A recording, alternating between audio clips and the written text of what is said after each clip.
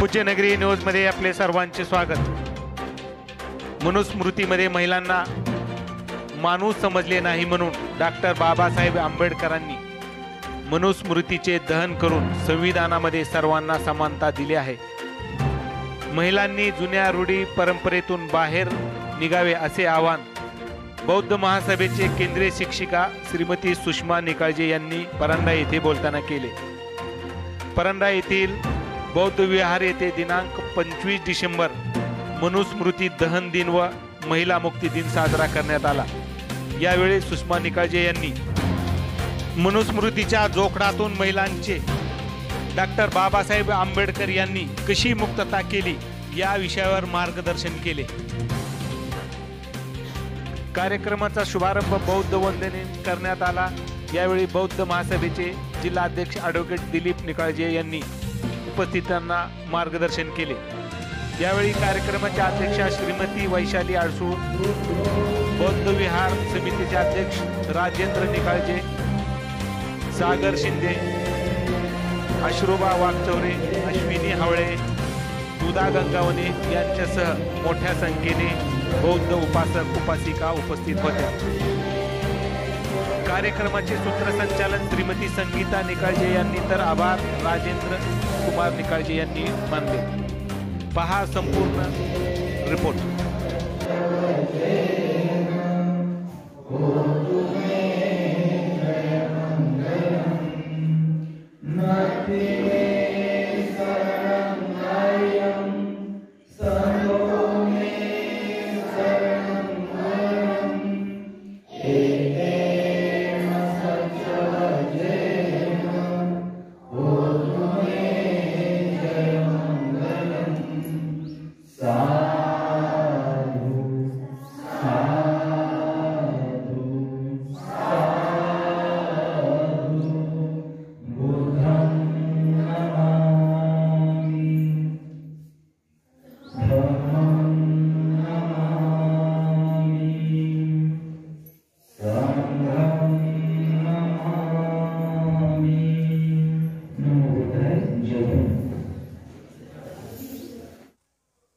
खऱ्या अर्थाने स्वातंत्र्य देऊन आपल्या या धम्मामध्ये मानाचं स्थान दिलं ते विश्ववंदनीय जगद्गुरू महाकारुणिक तथागत गौतम बुद्ध यांना पंचांग प्रणाम।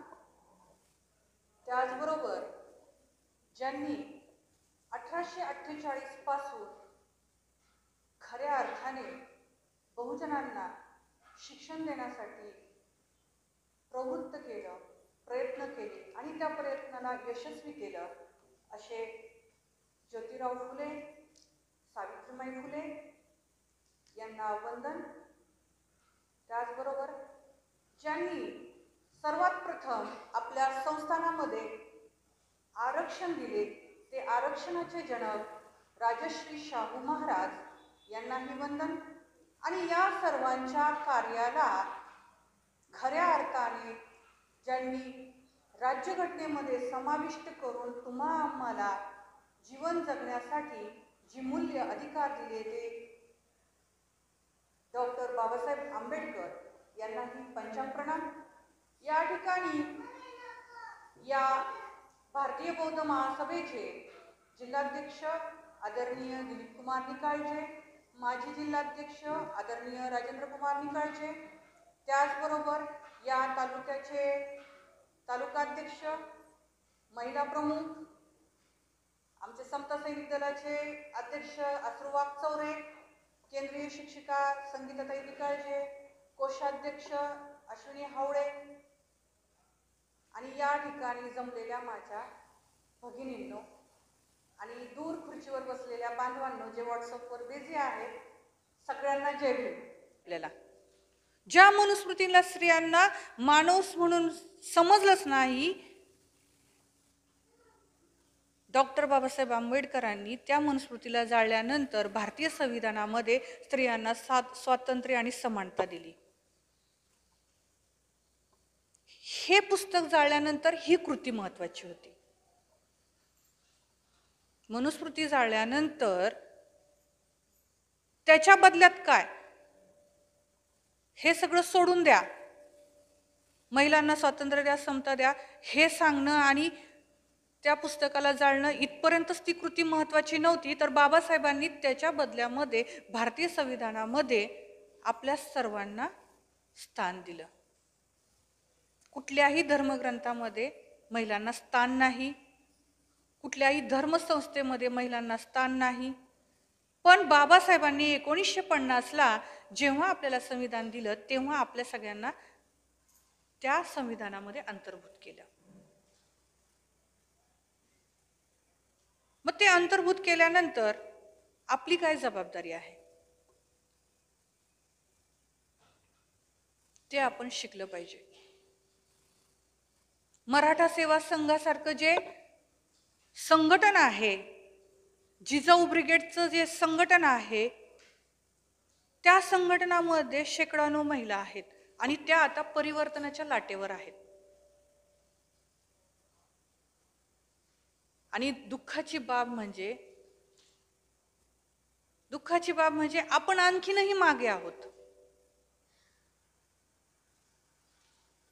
महिलांनी स्वातंत्र्य होणं म्हणजे काय पुरुषांना भांडत बसणं आहे का? महिलांनी प्रगती करणं म्हणजे पुरुषांना भांडण करत बसणं आहे का? तर नाही. आपण काय करतो आणि ही वेगवेगळी संघटना, जिजाऊ ब्रिगेड हे संघटन काय करते? महात्मा फुलेंनी जे सत्यशोधक समाज काढला होता त्याची कुठे शाखा आहे, तिथं काय चालू आहे हे सुद्धा आपण जाणून घेतलं पाहिजे. ह्या टीव्हीच्या जंजाळातून आणि ह्या जुन्या रूढी परंपरातून खऱ्या अर्थाने आपण बाहेर निघालं पाहिजे. सर्वांना सविनीचे मनुस्मृती दहन दिन या दिवशी खऱ्या अर्थाने महिलांना मुक्ती मिळाली.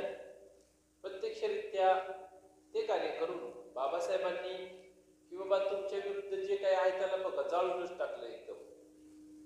म्हणून या दिनाच्या तुम्हा सर्वांना सगळ्यात पहिल्यांदा हार्दिक हार्दिक शुभेच्छा. आता काय मनुस्मृती आहे तुम्ही कधी बघितलं नसेल असं मला वाटलं. मी थोडक्यात जास्त नाही 5 मिनिट तुमच्यापर्यंत येतो आणि मी बास करतो. मनुस्मृती आज कशा बसला सगळ्या जरी तुम्ही छान नटून कटून, कुणाला काही टेन्शन नाही काय नाही, किंवा असलं तरी आता ठेवलंय दाखवून आहे का नाही. मनुस्मृती नावाचं असं एक पुस्तक होतं आणि त्या पुस्तक ब्रिटिश काळामध्ये 1794 साली म्हणजे जवळजवळ 300 वर्षापूर्वी इंग्रजांनी पहिल्यांदा त्याला नाही का त्याचं भाषांतर केलं इंग्रजीमधून. अस्पृश्य शूद्र व स्त्रियाबद्दल अन्यायकारक काही कायदे म्हणजे श्लोक आहेत. या ग्रंथामुळे जाती व्यवस्था, अस्पृश्यता, जातीबंधने बळकट झाली होती. त्यामुळे महाड येथे डॉक्टर बाबासाहेब आंबेडकर यांनी 25 डिसेंबर 1927 रोजी सर्वप्रथम मनुस्मृती ग्रंथाचे जाहीरपणे दहन केले. आता त्याच्यामध्ये काय होतं तर त्याच्यातला जो पहिला धडा होता. आता तुम्हाला कोणता धडा आहे याकडे पहिला प्रस्तावित भारताचे संविधान आहे का नाही. आणि आजच्या दिवशी देहू या ठिकाणी, पुणे या ठिकाणी बाबासाहेबांनी आजच्या दिवशी 1954ला बुद्धमूर्तीची स्थापना केली होती आणि तमाम भारतीयांना सांगितलं होतं की आजपासून तुम्ही बुद्धाच्या चरणी लीन व्हा, बुद्धाच्या चरणी वंदन करा, मगच तुमच्या जीवनाचं चंदन होईल. आज आपल्या सगळ्यांचं जीवनाचं चंदन होण्याच्या दृष्टीने वाटचाल आहे, अशीच राहील अशी अपेक्षा व्यक्त करतो. सुंदर अशा विचाराला खऱ्या अर्थाने सुषमा निकाळे यांनी आज न्याय दिला आणि त्यांना आजच्या या दिवशी महिला मनुस्मृतीच्या दिनानिमित्त एक या तालुक्याच्या महिला प्रमुख अध्यक्ष लाभल्या. आमच्या वहिनी भागीरथी निकाळे यांनी सुंदर असं सूत्रसंचालन केलं आणि हा सुंदर असा कार्यक्रम या ठिकाणी सगळ्यांच्या वतीनं पार पाडला गेला. त्याबद्दल सर्वांचा आभार मानतो आणि शेवटच्या संमेलनासाठी सगळ्यांना वंदन करण्यासाठी पायावर बसतो.